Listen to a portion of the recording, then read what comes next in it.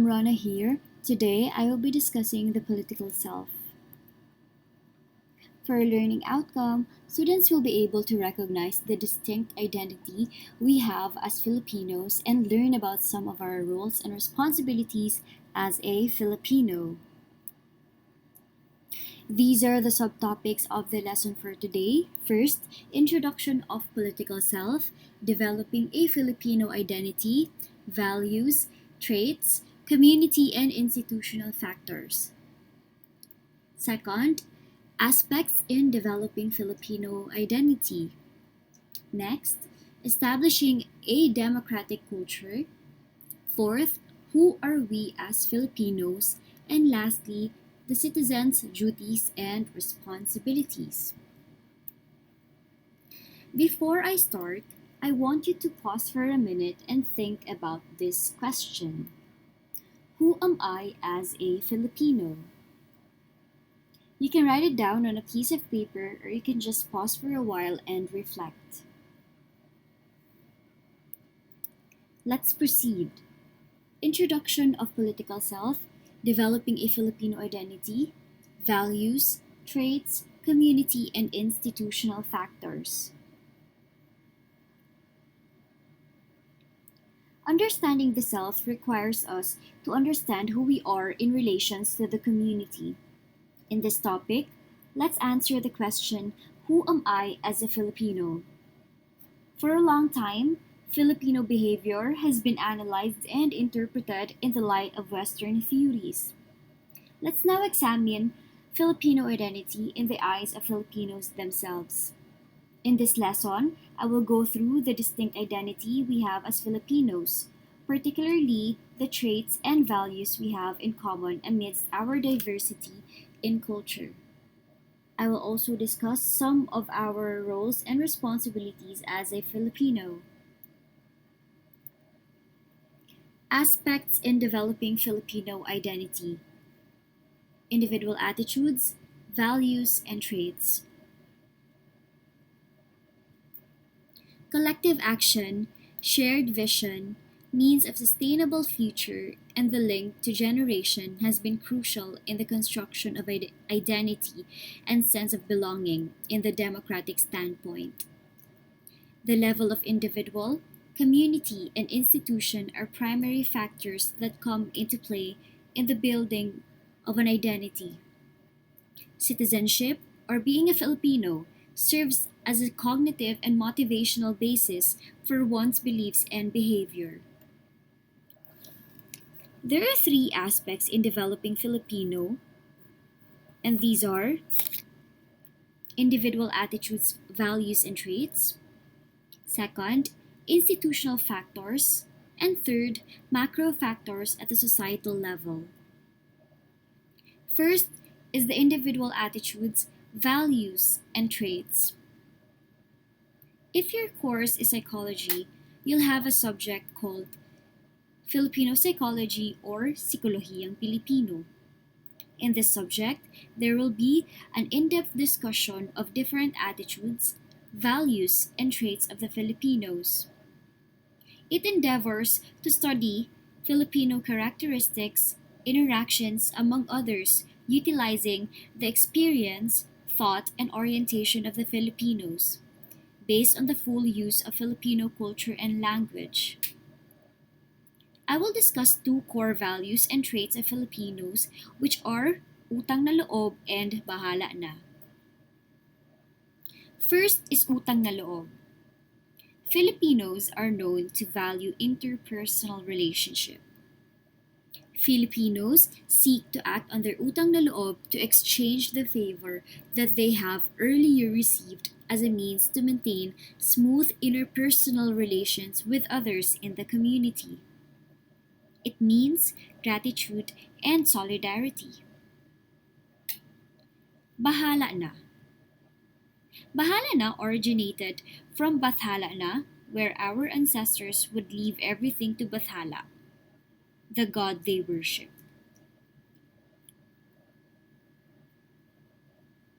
According to Filipino psychology, bahala na rather shows the determination and risk-taking attitude of Filipinos. So Filipinos are willing to face the difficulties head on and do something about these hardships no matter what it takes. When Filipinos utter the expression bahala na, they are not leaving their fate to God and remain passive. Rather, they are telling themselves that they are ready to face the difficult situation and will do their best to achieve their goals. Next aspect in developing Filipino identity, institutional factors. Identity construction is shaped by societal agencies that enter the life of the individual from childhood and to the rest of the person's life. The institutions which shape and influence the values of citizenship are the family, church, school, media, government, and non government organizations. One of the core values of Filipino psychology or Filipinos is bayanihan. Bayanihan shows the community spirit wherein people in the community help one another, easing the workload of another when in need. In times of crisis, bayanihan spirit is very evident.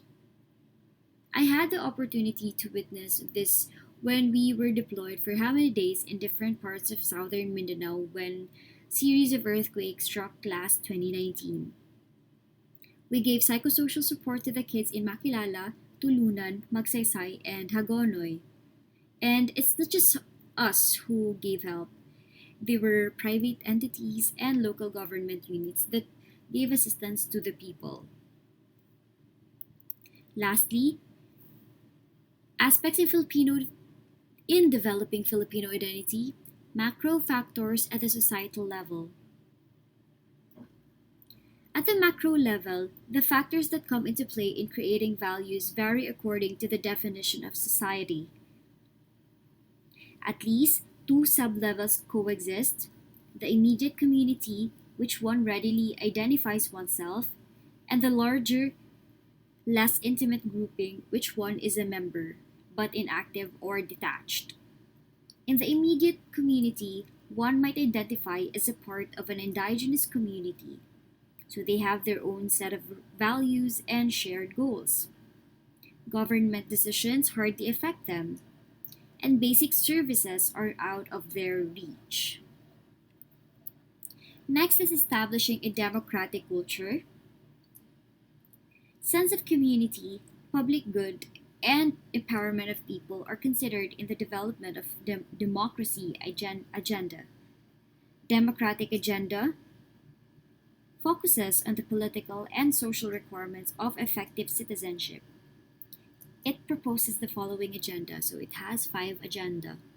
First, improve the political and social environment and reduce poverty through structural reforms in order to foster a sense of community and enable citizens to exercise their rights and fulfill their obligations.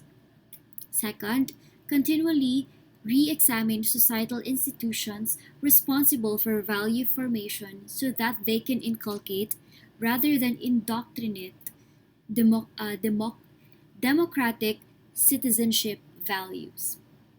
Third, incorporate cross-cultural activities in public and private sector programs including those of schools, churches, NGOs to recognize ethno-linguistic and cultural diversity in the country and encourage the sharing of experiences.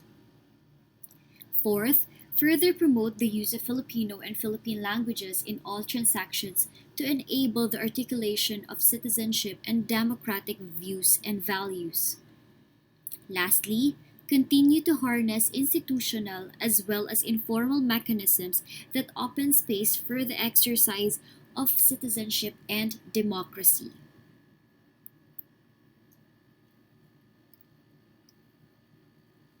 Who we are as Filipinos. I've mentioned citizenships. So, what is citizenship?